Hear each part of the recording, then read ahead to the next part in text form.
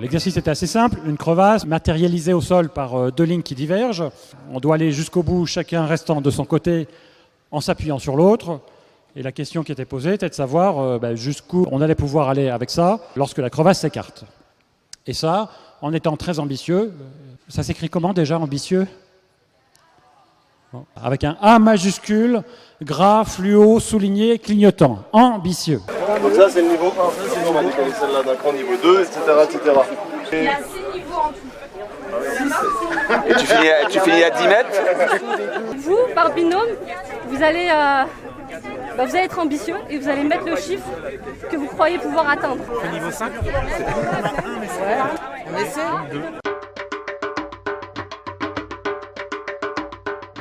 Au-delà du fait qu'on s'est engagé avec le corps, avec l'esprit, qu'est-ce qui s'est passé qui nous a permis d'aller loin ?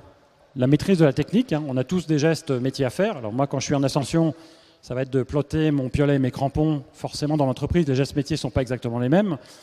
Mais plus on maîtrise le volet technique du métier qu'on a à faire, et plus ça va être aidant. Donc c'est les histoires de gérer son centre de gravité, là, d'être tendu vers l'autre, de bien tendre les bras, toutes ces choses-là. Alors il y en a qui sortent les fesses, c'est pas bien du tout. Il faut les tendre les bras et il faut rentrer les fesses. Pour faire, on travaille. On se fait confiance, vas-y recule. Au fur et à mesure, en commençant petit, en travaillant ensemble, en se regardant, parce que tu es obligé dans cet exercice de communiquer par le visuel, etc. Il s'est passé quelque chose qui a fait que à la fin ça marchait super bien. On pouvait débriefer et puis s'arranger pour améliorer notre technique. Donc c'était nécessaire de commencer plus bas pour voir un peu comment on pouvait performer. Si on avait commencé avec une crevasse de niveau 4, certains peut-être auraient réussi, d'autres auraient échoué. Et on commençait notre voyage ensemble sur on va faire un truc de difficile, ambitieux, risqué, et puis il y en a la moitié qui n'y arrive pas. Donc trouver le juste niveau de challenge pour démarrer et puis entretenir le challenge au fur et à mesure de l'exercice. Allez, le Québec là, on se lâche pas, on y va, tu es presque, tu vas y arriver, tu y es. On a emmagasiné les succès personnels, emmagasiné les succès partagés, collectifs, et tout ça nous a porté et nous a amené à un moment à dépasser des croyances limitantes. Jusque-là, j'ai réussi, et j'ai réussi, et j'ai réussi, et d'autres ont réussi, et on continue à réussir. Est-ce que ça ne serait pas possible de dépasser ce seuil-là ? Est-ce que tous ensemble, dans l'ambiance qu'on a, on n'a pas envie de tenter l'expérience et d'aller voir ?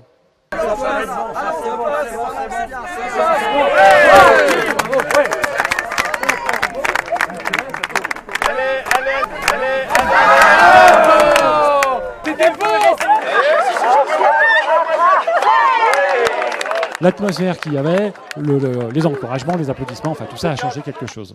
Si on avait fait la même chose, tous en se tirant la tronche, je ne suis pas sûr qu'on aurait eu exactement le même résultat. L'ensemble de l'énergie communiquée par le groupe pour justement nous motiver et réussir à relever le challenge, ça c'était un beau moment. La confiance en l'autre, une amélioration technique et une émulation. Et plus qu'un seul corps. Un seul corps. Et plus qu'un seul corps. Et même un seul corps avec l'équipe. Parce que le but c'était de... Ah ouais, on était encouragés. Dans la coordination, il y a plusieurs éléments. Il y a la communication. On vous a entendu dire « attends, vas-y, stop, non, là je suis pas bien ». Tous ces éléments de communication ont permis qu'on ait notre synchronisation et la coordination nécessaire. Mais tu vois, en étant la force, on se détend petit. Pousse-moi. Je te pousse, vas-y. On recule un peu. Doucement. C'est pas seulement la communication, mais c'est aussi le rythme optimal. En montagne, le rythme optimal, c'est plutôt le rythme du plus lent dans la cordée. Et si on essaye d'aller plus vite, ce qui se passe, c'est qu'à un moment, le plus lent va être physiquement épuisé, éventuellement psychologiquement épuisé, et d'un coup, c'est tout le collectif qui avance plus. Mais on est tellement en interdépendance les uns et les autres dans ce qu'on fait que, évidemment, chaque fois que quelqu'un performe dans le groupe ou dans l'équipe, l'ensemble de l'équipe va performer plus. Si quelqu'un est mis dans une situation d'épuisement physique ou psychologique et qui ne peut plus performer, sa contribution est moindre et puis ça pénalise l'ensemble du groupe. On a un peu peur au début de se faire confiance. Et la confiance vient petit à petit avec les conseils des autres qui sont déjà passés, qui ont réussi une étape de la crevasse. Et là, on y arrive de mieux en mieux. C'est intéressant parce qu'on a un groupe qui vient de ne pas encore réussir. Donc là, on a plusieurs options. Hein. De toute façon, ils sont nuls. On les jette dans les crevasses, ça sert à ça. Ou alors, on met le collectif au service de notre réussite collective. Et dans ce cas-là, c'est intéressant d'échanger. Qu'est-ce qu'on a comme bonne pratique? Qu'est-ce qui nous aide à réussir l'exercice? Je suis pas assez penché? On refait.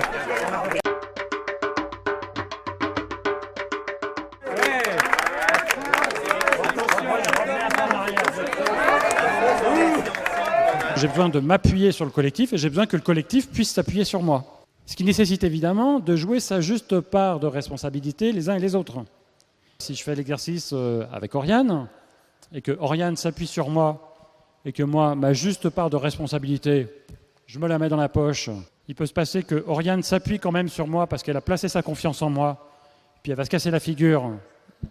Et après, bonjour sur l'efficacité du dispositif. Bonjour sur le vécu qu'on a eu ensemble, bonjour sur l'expérience traumatisante. Ou alors Oriane va s'appuyer sur moi, puis voir que je ne joue pas ma part de responsabilité. Elle va se retrancher, se remettre en arrière, se remettre sur son centre à elle.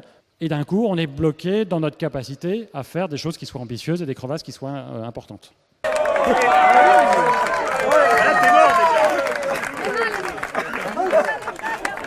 Juste 200 mètres tout ça. La bonne technique, c'est celle qui convient au binôme. Et c'est pas forcément la même chose pour tout le monde. Il y a vraiment une question d'équilibre en fait. C'est que c'est bien d'avoir confiance en soi, mais c'est bien d'avoir confiance en l'autre. Et c'est ça qui va permettre d'équilibrer les deux personnes et de faire en sorte qu'elles arrivent à traverser la crevasse. J'ai pu mesurer qu'il fallait de la technique, il fallait de la solidarité, il fallait un petit peu réfléchir, il fallait se reposer, il fallait être peut-être en forme physique, il fallait peut-être partager les pressions. Les uns apportant dans le binôme, en tout cas l'un apportant peut-être une capacité plus grande que l'autre, il fallait jauger tout ça.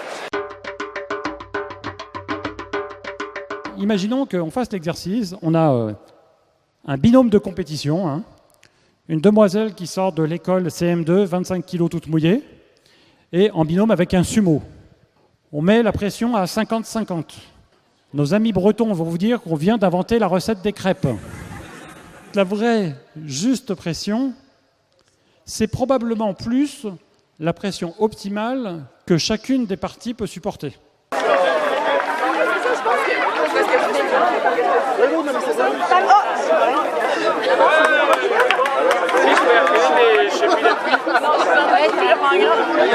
Sinon j'ai la tête dans le gazon, c'est difficile.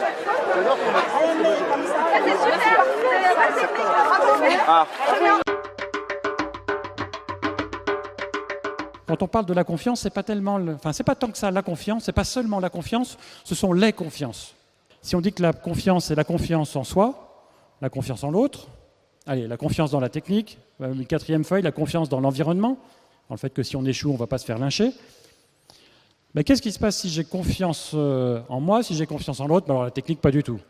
Et c'est vraiment tout ce maillage-là qu'il faut travailler, réfléchir, et sur lequel il faut amener des actions de correction s'il y a besoin. Donner sa confiance, c'est pas quelque chose de facile. C'est un élément clé pour la réussite de projet, pour pouvoir avancer. Vous passez d'un moment un peu d'incertitude à un moment de confiance absolue. Allez, on recommence. On les encourage aussi parce que là... C'est bien, c'est bien, c'est bien, c'est bien. Allez, on tient, allez. Faire, être capable de faire, savoir faire, ce n'est pas savoir, ce n'est pas seulement savoir, ce n'est pas seulement intellectuel. C'est aussi expérimenter, par la pratique, avec une confrontation réelle au risque, mais dans un cadre qui soit suffisamment sécurisé et où le niveau de risque est acceptable pour tout le monde. Donc, si vous ne faites pas d'alpinisme et qu'un jour vous souhaitez aller faire de l'alpinisme, la bonne façon de faire, c'est sûrement pas de dire « je fais mon sac, j'y vais et je verrai sur place ». La bonne façon de faire, c'est pas non plus seulement de prendre un manuel d'alpinisme et d'apprendre le petit alpinisme pour les nuls et d'aller partir. Je vois bien dans l'entreprise où sont les centres de formation, je vois bien où est la vraie vie, où sont vos écoles d'escalade. Peut-être que ça s'appelle du coaching, peut-être que ça s'appelle du mentoring, mais en tout cas, où sont vos écoles d'escalade? Et c'est vrai que ça, c'est des situations qu'on n'a pas en entreprise. Où quand on se lance sur un truc, bon, même si on est jeune, même si on est débutant, etc. On y va, mais on n'a pas l'occasion d'apprendre, de tester avant de partir sur le réel, puisqu'on part directement sur les vraies crevasses. C'est bon tout le monde? Réussi, merveilleux. Ce grand collectif a fixé son ambition à 32. C'était la somme de toutes les évaluations que vous avez faites par binôme. Et en fait, vous savez combien vous avez fait? 55. 54. J'ai fixé un objectif de 33 et vous avez fait 67. Bravo. C'est quand même le double. Globalement, dans les scores qui m'ont été remontés, entre la prévision donc du maximum que vous imaginiez pouvoir faire en étant ambitieux avec un A majuscule, et puis le résultat que vous avez obtenu, il y avait au minimum un résultat positif de plus 20% et jusqu'à plus 70% dans un groupe. Aimeriez-vous de tels résultats avec vos équipes? Si oui, on a partagé là quelques clés qui doivent nous permettre d'aider à le faire. Une belle démonstration en fait de la logique d'engagement, de la logique de confiance et une synthèse juste éclairante mise en lumière en fait par Olivier à la fin.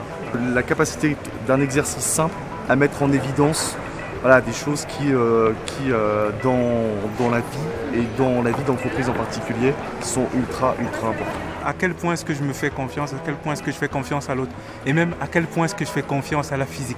Et tout ça en 2 minutes, j'ai réussi à travailler sur moi et ça fait un lâcher-prise énorme. Ça nous fait rendre compte en un claquement de doigts juste que tout est possible quand on le souhaite, quand on le veut vraiment et quand on se donne les moyens. Donc je vais prendre mes cordes et je vais aller passer la crevasse.